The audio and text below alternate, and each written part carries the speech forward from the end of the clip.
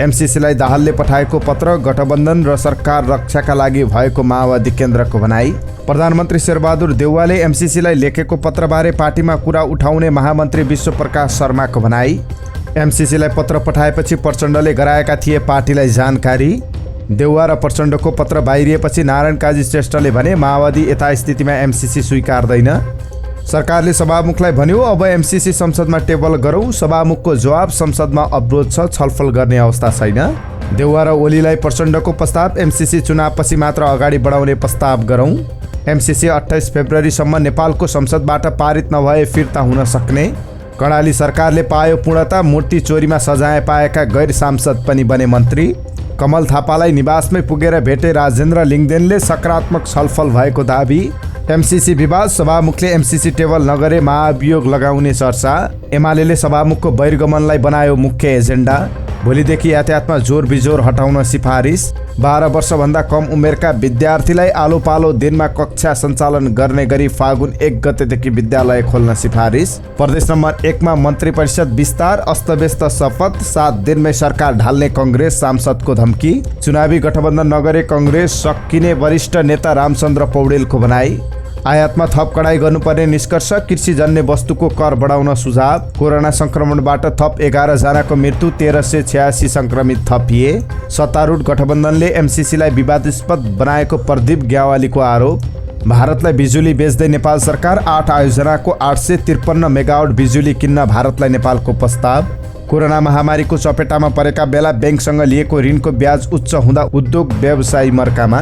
लक्ष्मी लघुवित्तले माग्यो कर्मचारी, कसले आवेदन दिन सक्छन् यो सम्बन्धी जानकारी। राजकीय सम्मानका साथ लता मङ्गेशकरको अन्त्येष्टि, भारतमा 2 दिन राष्ट्रिय शोक। हिउँमा फँसेका जुम्लाका 55 जनाको उद्धारका लागि प्रदेश सरकारले पठायो हेलिकप्टर। प्युठानमा जीव दुर्घटनामा परेकी बेहुलीको दाहिने हात काटियो, बेहुला खतरा मुक्त। एमसीसीको असर पुँजी बजारसम्म, नेप्सेमा एकै दिन 40 अङ्कको गिरावट। राष्ट्रसङ्घको प्रतिवेदन भन्छ उत्तर कोरियाले क्रिप्टो करेन्सी चोरेर करोडौँ डलर कमायो। र ग्रिन भेन्चर्सको 31,25,000 किता आइपिओ फागुन 2 गतेदेखि आउँदै। नमस्कार, इन्साइड नेपाल न्युज टिभीमा यहाँहरू सम्पूर्णलाई हार्दिक स्वागत छ। म सुजन पौडेल। आजको समाचार सुरुवात गरौँ एमसीसीलाई प्रधानमन्त्री शेरबहादुर देउवा र प्रचण्डले पठाएको पत्र र सञ्चार माध्यममा बाहिरिएपछि त्यसमाथि उठेका क्रिया र प्रतिक्रियाको प्रसङ्गबाट। नेकपा माओवादी केन्द्रले मिलेनियम च्यालेन्ज कर्पोरेसन एमसीसीलाई गठबन्धन तथा सरकारको रक्षाका लागि पत्र लेखेको जनाएको छ। दाहालको सचिवालयले आइतबार साँझ प्रकाशित गरेको विज्ञप्तिमा प्रधानमन्त्रीमाथि एमसीसी पारित गर्नै पर्ने दबाव परेकाले उक्त पत्र लेखिएको जनाएको छ। यस पत्र सार्वजनिक भएपछि आएका प्रतिक्रियाप्रति ध्यानाकर्षण भएको जनाइएको छ। 29 सेप्टेम्बर 2021 मा एमसीसी मुख्यालयलाई प्रधानमन्त्री र हाम्रो पार्टीका अध्यक्षको तर्फबाट लेखिएको पत्र र त्यसबारे राजनीतिक वित्त तथा जनस्तरमा गरिएका टीका टिप्पणी, क्रिया प्रतिक्रियाप्रति हाम्रो गम्भीर ध्यानाकर्षण भएको छ। विज्ञप्तिमा भनिएको छ, प्रतिगमनलाई परास्त गरी भर्खरै गठबन्धन सरकार निर्माण भएको समयमा प्रधानमन्त्रीमाथि एमसीसी पारित गर्नै पर्ने दबाव भएकाले राष्ट्रिय हित तथा गठबन्धन र सरकारको रक्षाका लागि उक्त पत्र लेखिएको हो।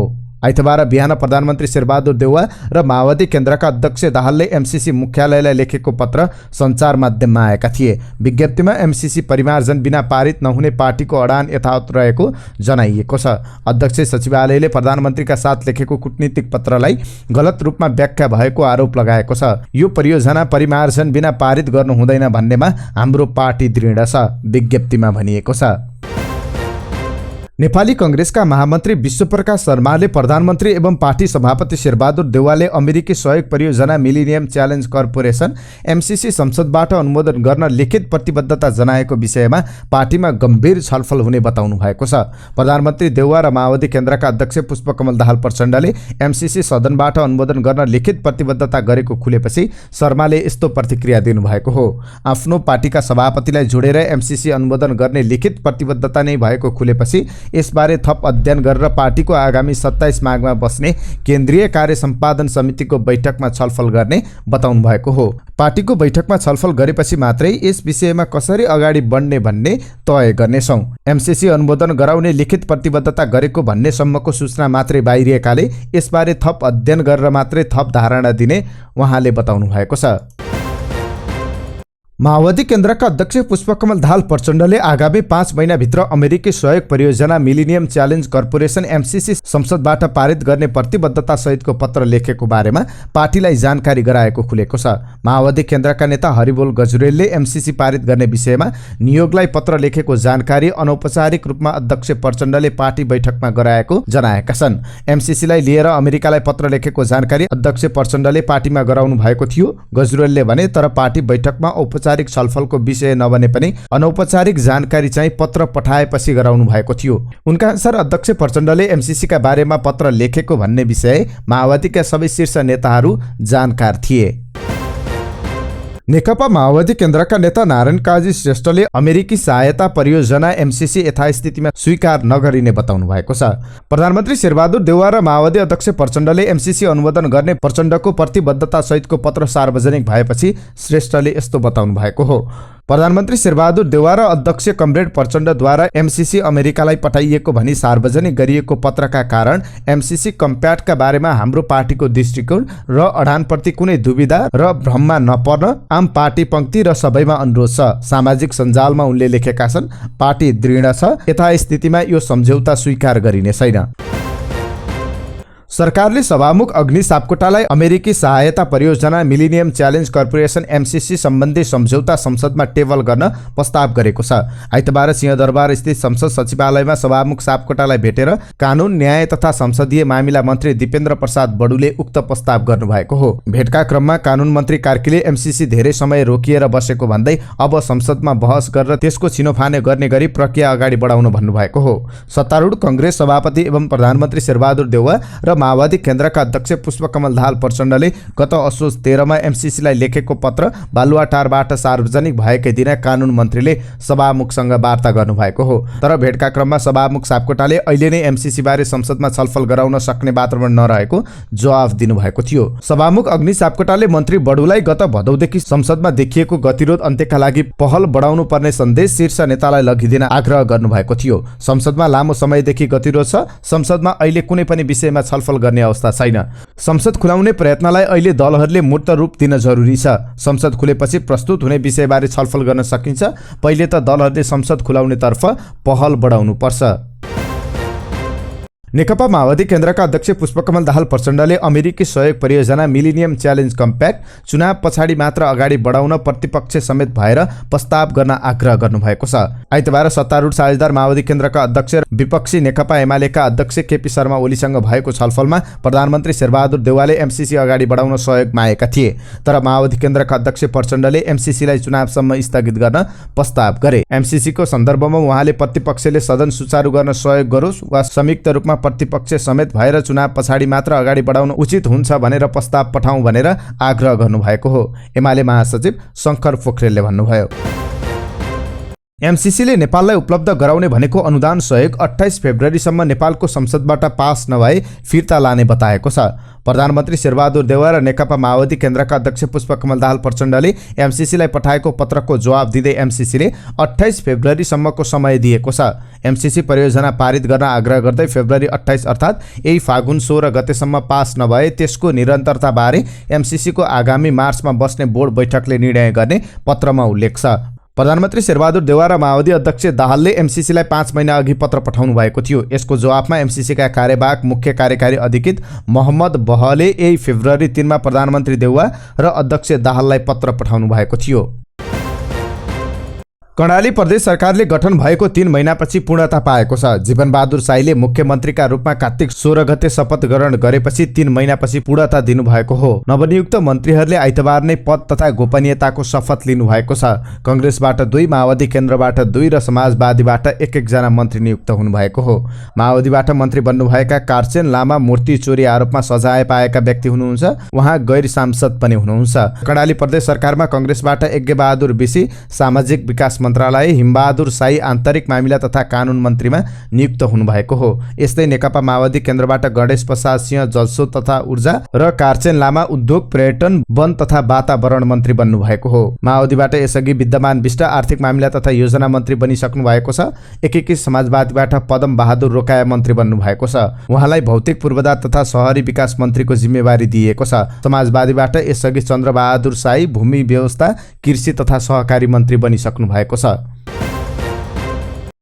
रापरपाको अधिवेशनपछि पहिलो पटक अध्यक्ष राजेन्द्र लिङदेन र पूर्व अध्यक्ष कमल थापा बीच भेटवार्ता भएको छ। महाधिवेशनमा पराजयपछि असन्तुष्ट रहँदै आउनुभएका थापालाई भेट्न लिङदेन बुढा नीलकण्ठ स्थित उहाँकै निवासमा पुग्नु भएको थियो। महाधिवेशनमा निर्मल निवासले नाङ्गो हस्तक्षेप गरेको आरोप लगाउँदै यसबारे छानबिनका लागि थापाले पार्टीमा दबाब दिँदै आउनु भएको थियो। तर आफ्नो माग सुनवाई नभएको भन्दै थापाले अलग भएर नयाँ पार्टी बनाउने तयारी गरेको समाचारहरू सार्वजनिक भएका थिए। प्रधानमन्त्री शेरबहादुर देउवा र माओवादी केन्द्रका अध्यक्ष Pushpa Kamal Dahal प्रचण्डलाई millennium challenge corporation एमसीसीले पत्र लेख्दै संसदबाट फागुन 16 भित्र अनुमोदन गर्न दबाब दिएको छ। गत असोजमा देउवा र प्रचण्डले एमसीसी पास गराउनका लागि समय माग्दै लेखेको पत्रको जवाब फर्काउँदै एमसीसीले फागुन 16 गते भित्र पास गर्न भनेको हो। अब एमसीसी पारित गर्नका लागि संसदमा टेबल गर्नुपर्ने हुन्छ। तर संसदमा टेबल गर्ने निर्णायक ठाउँमा सभामुख अग्निप्रसाद सापकोटा हुनुहुन्छ। सापकोटाले दलहरूबीच आम सहमति नजुटेसम्म एमसीसी टेबल नगर्ने अडान राख्दै आउनु भएको छ। गत असोजमा प्रधानमन्त्री देउवा र माओवादी अध्यक्ष प्रचण्डले एमसीसीलाई पठाएको पत्रमा 4-5 महिनाभित्र नेपालमा राजनीतिक सहमति जुटाएर संसदबाट पास गर्ने भनिए पनि एमसीसीका विषयमा राजनीतिक दलहरू अहिलेसम्म विभाजित अवस्थामा छन्। एमसीसी परियोजना पास गर्नुपर्ने पक्षमा खुलेर लागेका दल संसदको सबैभन्दा ठूलो दल एमाले र सरकारको नेतृत्व गरिरहेको दल कांग्रेस हो। अन्य दलहरू माओवादी केन्द्र, नेकपा एकीकृत समाजवादी, जनता समाजवादी पार्टी, लोकतान्त्रिक समाजवादी पार्टी लगायतका दलहरू एमसीसी परियोजनाका केही प्रावधान हटाएर पास गर्नुपर्ने वा पास गर्न नहुने पक्षमा छन्। यसअघि प्रधानमन्त्री रहनुभएका एमाले अध्यक्ष केपी शर्मा ओली आफ्नै सरकारको नेतृत्वमा एमसीसी पास गर्न चाहनुहुन्थ्यो। उहाँले सभामुख आफू अनुकूल नभएपछि सभामुखको आलोचना गर्दै आउनु भएको थियो।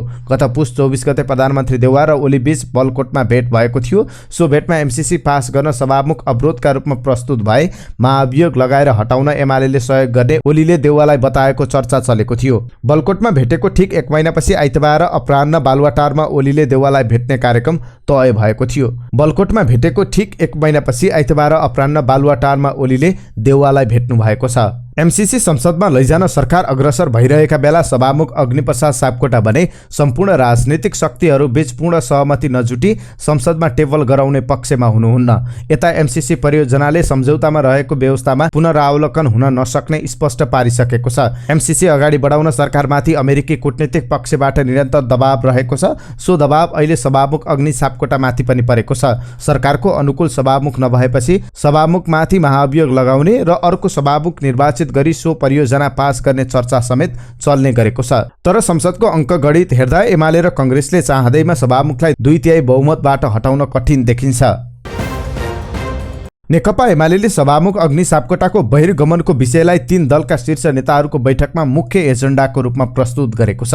आइतबार प्रधानमन्त्रीको सरकारी निवास बालुवाटारमा बसेको कांग्रेस, एमाले र माओवादी केन्द्रको बैठकमा एमालेले सभामुख अग्निप्रसाद सापकोटाले संसद सुचारू गर्नका लागि मार्ग प्रशस्त गर्नुपर्ने शर्त अगाडि सारेको छ। बैठकपछि एमाले महासचिव शङ्कर पोखरेलले राष्ट्रिय सरोकारको विषयमा एमालेले छलफल गर्न चाहेको भए पनि त्यसका लागि सत्ता पक्षले वातावरण बनाउन नसकेको बारे बैठकमा कुरा राखेको बताउनुभयो। सभामुख सापकोटाको भूमिकाका कारण प्रतिनिधि सभामा उपस्थिति हुन गाह्रो परेको उहाँले बताउनु भएको थियो। संसदमा प्रमुख प्रतिपक्षको उपस्थिति आवश्यक छ भन्ने सत्ता पक्षले महसुस गर्नुपर्छ।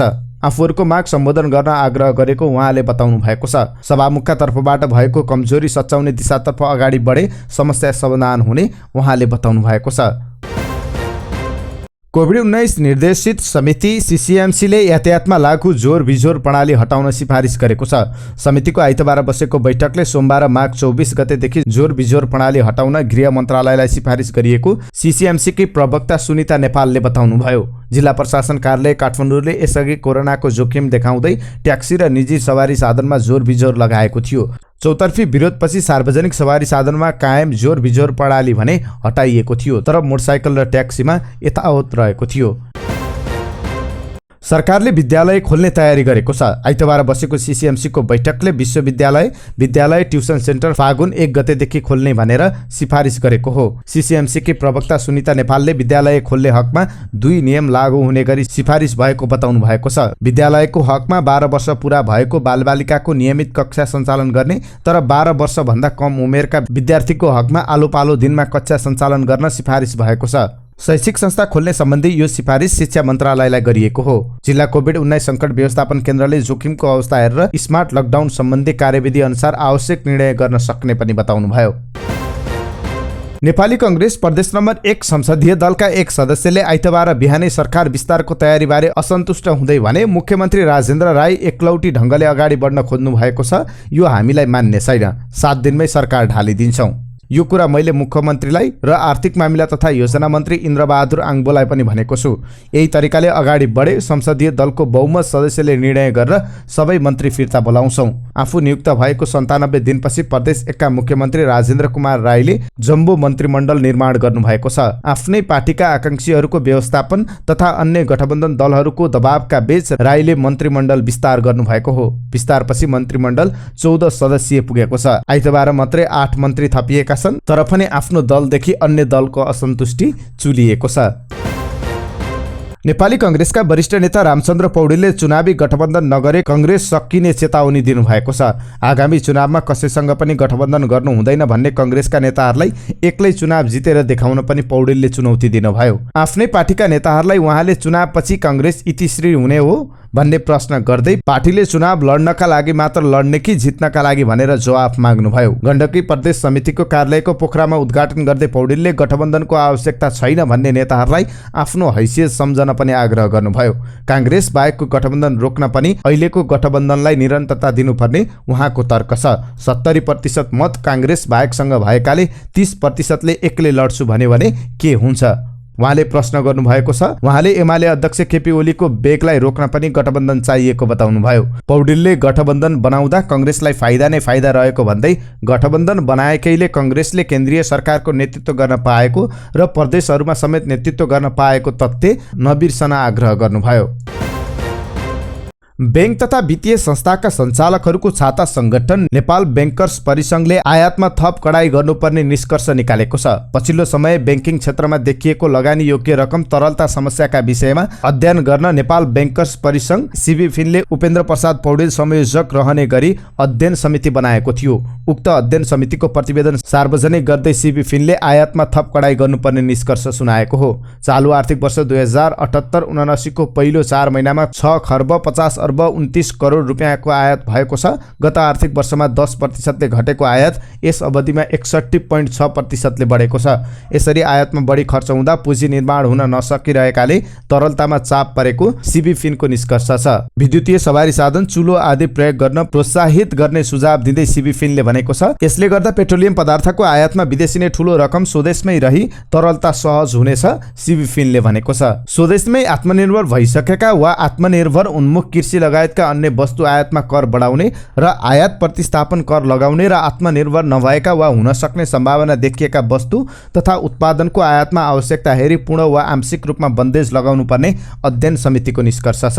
यसैगरी अनुत्पादक क्षेत्रमा कर्जा नियन्त्रण गर्नुपर्ने समेत अध्ययन समितिको निष्कर्ष छ। उद्योग र व्यापारिक फर्मलाई प्रभाव हुने कर्जा मध्ये उद्योगलाई प्रभाव हुने कर्जालाई तुलनात्मक रूपमा कम ब्याज दरको व्यवस्था गर्नुपर्ने र उत्पादनमूलक र अनुत्पादक क्षेत्रमा दुई थरीको ब्याज दर प्रणाली लागू गर्नुपर्ने प्रतिवेदनमा भनिएको छ। अनुत्पादक क्षेत्रमा ह्वात्तै कर्जा बढेपछि तरलता व्यवस्थापनमा चाप पर्नु स्वाभाविक नै देखिन्छ। प्रतिवेदनमा भनिएको छ, घरजग्गा तथा शेयर जस्ता क्षेत्रमा हुने कर्जा लगानीले आर्थिक क्षेत्रलाई चलायमान बनाउन र तरलता सम्पत्ति कायम गर्न सहयोग नपुर्याउने अध्ययन प्रतिवेदनको निष्कर्ष छ।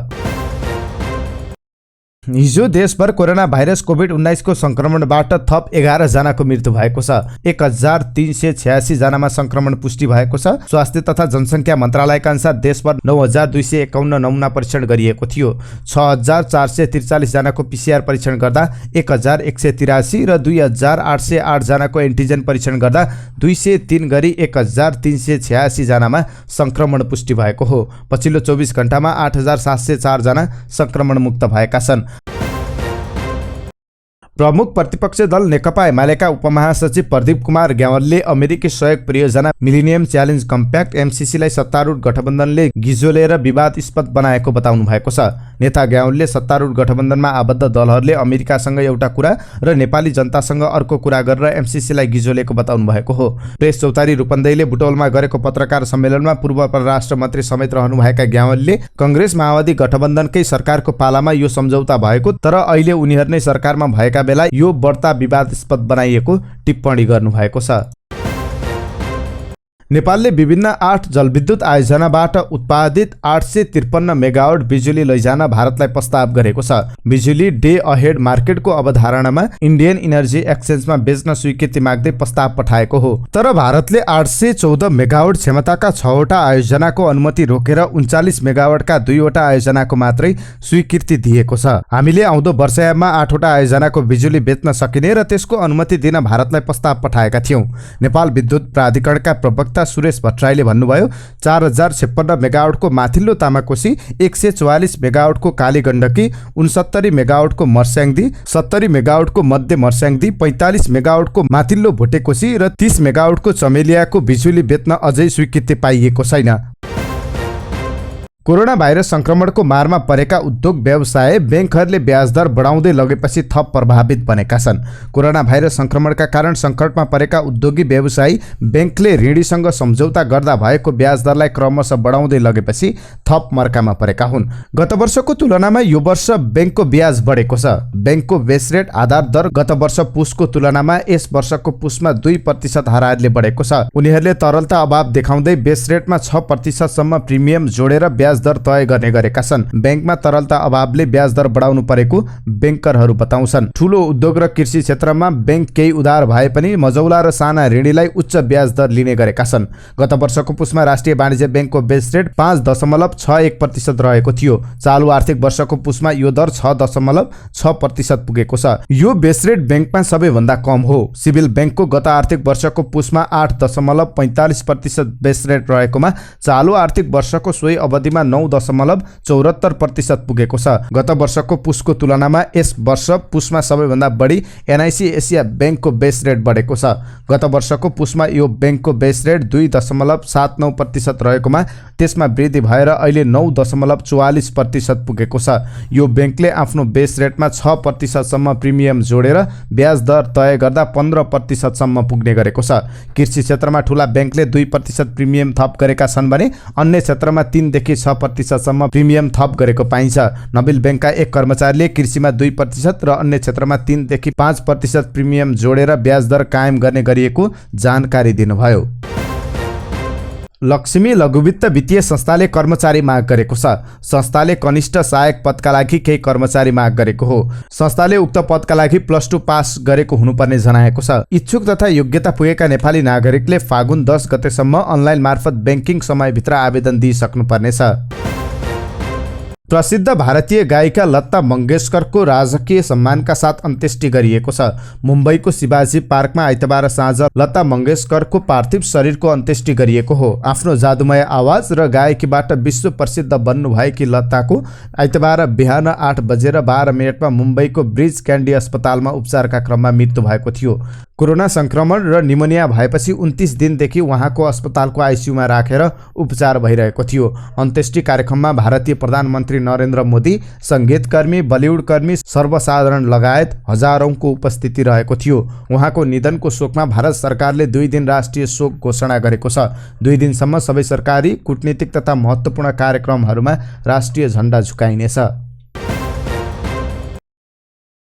हिउँमा फँसेकाहरूलाई उद्धार गर्न कर्णाली प्रदेश सरकारले हेलिकप्टर पठाएको छ।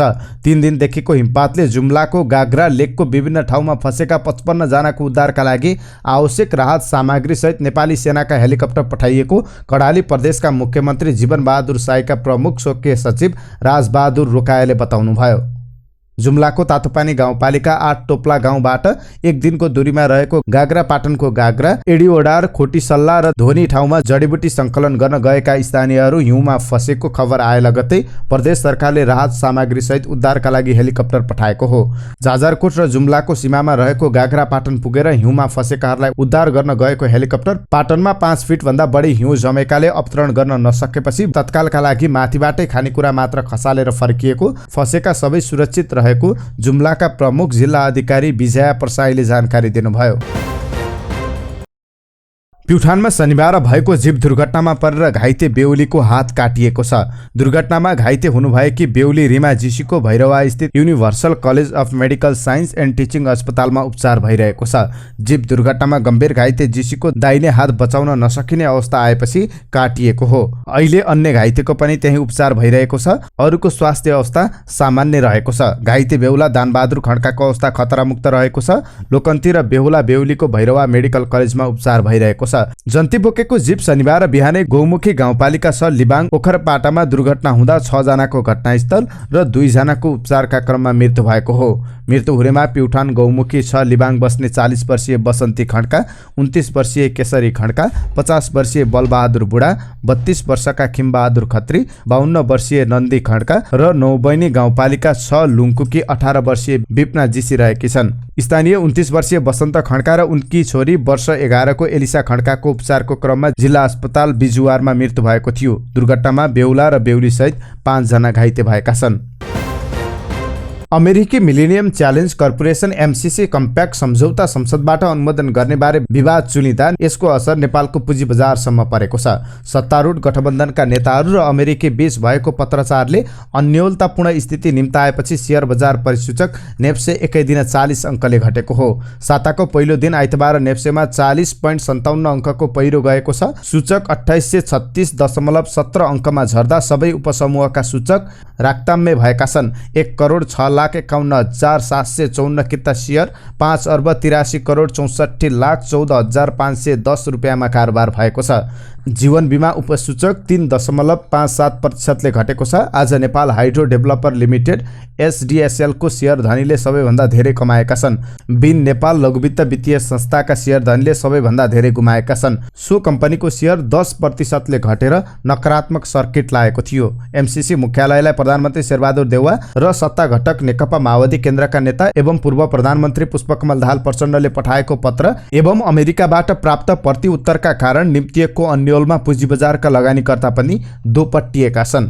अमेरिकाले देउवा र दाहाललाई फेब्रुअरी एमसीसी सम्झौता संसदबाट अनुमोदन गर्न अन्यथा सहायता फिर्ता लिने चेतावनी दिएको छ। पछिल्लो घटनाक्रमले एकातिर सत्ता गठबन्धनमा दरार उत्पन्न भएको छ भने अर्कातिर नेपाललाई प्राप्त अहिलेसम्मकै ठूलो अनुदान सहायता फिर्ता हुने जोखिम बढेको छ। उत्तर कोरियाले क्रिप्टो करेन्सी चोरेर करोडौं अमेरिकी डलर कमाएको राष्ट्रसङ्घको एक प्रतिवेदनमा उल्लेख छ। शनिबार रोइटर्स समाचार माध्यमलाई प्राप्त राष्ट्रसङ्घको गोप्य प्रतिवेदनको पाठमा उत्तर कोरियाले क्रिप्टो करेन्सीमाथि साइबर हमला गरी करोडौं अमेरिकी डलर चोरेको उल्लेख गरिएको छ। गत वर्ष साइबर हमला मार्फत प्राप्त रकम नै उक्त मुलुकमा आम्दानीको महत्त्वपूर्ण स्रोत बनेको पनि प्रतिवेदनमा भनिएको छ। प्रतिबन्ध सम्बन्धी स्वतन्त्र अनुगमनकर्ताले तयार पारेको उक्त प्रतिवेदन अनुसार उत्तर कोरियामा साइबर हमला र अवैध व्यापार आम्दानीको महत्त्वपूर्ण स्रोत बन्दै गएको छ। उत्तर कोरियाका ह्याकरले वित्तीय संस्था, क्रिप्टो करेन्सी र यसको विनिमय गर्ने कम्पनीलाई निरन्तर निशाना बनाएको पनि प्रतिवेदनमा उल्लेख छ। एक सदस्य राष्ट्रले दिएको जानकारीका अनुसार उत्तर कोरियाका साइबर हमलाकारीले 2020 देखि 2021 को मध्यसम्म उत्तर अमेरिका, युरोप र एसियाका कम्तीमा 3 वटा क्रिप्टो करेन्सी एक्सचेन्जबाट 50 करोड अमेरिकी डलर भन्दा बढी चोरेको प्रतिवेदनमा भनिएको छ। ग्रीन भेन्चर्स लिमिटेडको 31,25,000 किता साधारण शेयर आइपिओ फागुन 2 गतेदेखि आउने भएको छ। कम्पनीले आयोजना प्रभावित स्थानीय बासिन्दाका लागि आइपिओ बिक्री खुल्ला गर्न लागेको हो। कम्पनीले प्रति किता 100 रुपियाँ अङ्कित मूल्यमा 31 करोड 25 लाख रुपियाँ बराबरको आइपिओ बिक्रीका लागि खुल्ला गर्न लागेको हो। ओखलढुङ्गा जिल्लाको खिजीदेम्बा नगरपालिका 1, 2 र 3 तथा लिङ्खु नगरपालिका 9 र रामेछाप जिल्लाको लिङ्खु तामाकोशी गाउँपालिका 1 र 2 तथा उमकुण्ड गाउँपालिका 7 का आयोजनाबाट असर पर्ने क्षेत्रका बासिन्दालाई आइपिओ बिक्री खुल्ला गरिने कम्पनीले जनाएको छ। आयोजना प्रभावित बासिन्दाले उक्त आइपिओमा न्यूनतम 10 कितादेखि अधिकतम 50,000 किता सेयर खरिदका लागि आवेदन दिन पाउनेछन्। लगानीकर्ताले यस आइपिओमा छिटोमा माघ 16 गतेसम्म आवेदन दिन पाउनेछन्।